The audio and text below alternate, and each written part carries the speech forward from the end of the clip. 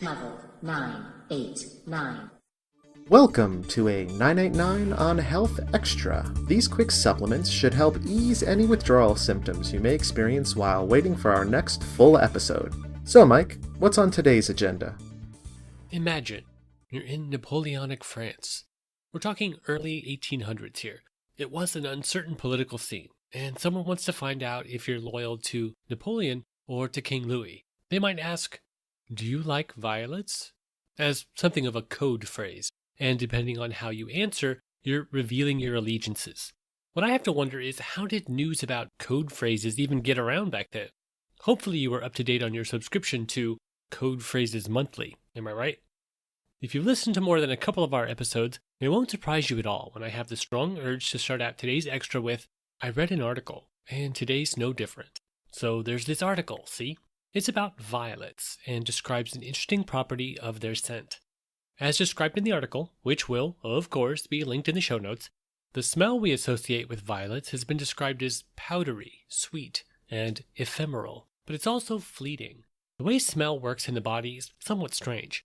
When you're smelling an orange or garlic, or hey, violets for that matter, extremely tiny particles of the actual item, such as garlic, have become airborne, and when you smell garlic, it's because a tiny little piece of garlic is actually colliding with your smell receptors. If you're highly allergic to something, just smelling it might be enough to trigger your allergic reaction to that thing, because in a very real way, you are touching it with the inside of your nose, but still. I can go on and on about smells. They're extremely interesting, and there's something of a quantum physics element to smells that goes all the way down to the frequency of subatomic vibrations. Science is an infinitely deep well, my friends. So cool.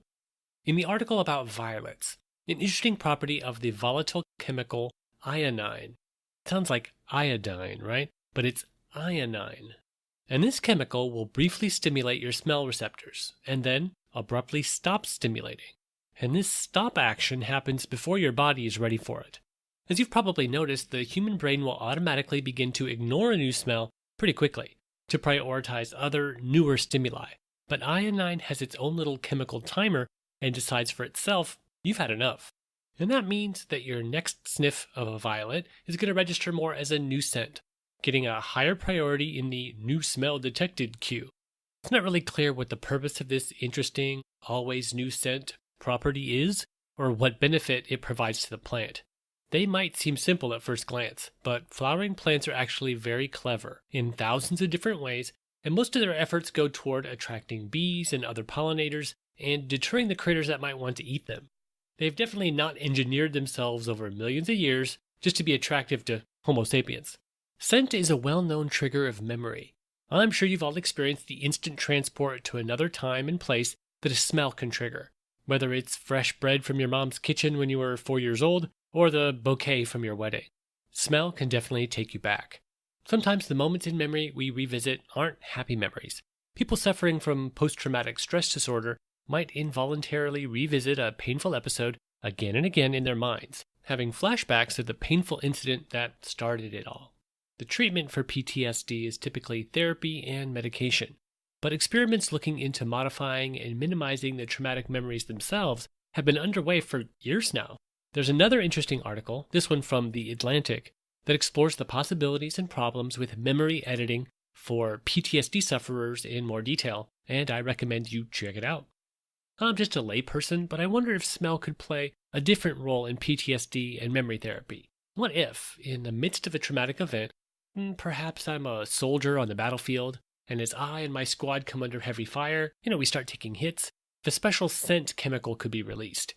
This could be some smell that was unique, remarkable, very noticeable. Perhaps something built into the body armor I'm wearing. So it's released as part of my taking damage. And this chemical could act as a mental marker, something that might be a save point for the psyche. Could there be any usefulness in that during future therapy sessions? Or would it just become another unwelcome trigger as I'm going about my daily life and encounter similar smells? It's hard to say.